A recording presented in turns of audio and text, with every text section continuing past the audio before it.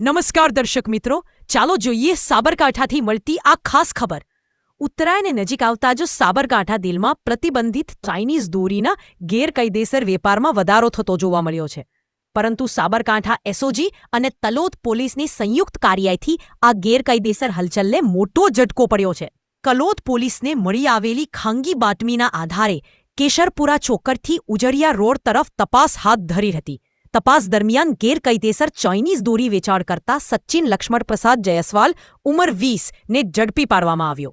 આરોપી તલોદના ગોકુલનગર સોસાયટી જૂના બળિયાદેવ મંદિર પાછળનો રહેવાસી હોવાનું સામે આવ્યો છે. પોલીસે તેની પાસેમાંથી ચાઇનીઝ દોરીની કુલ 60 ફિરકી મળી આવી છે, જેની અંદાજિત કિંમત ₹20,000 જેટલી થાય છે.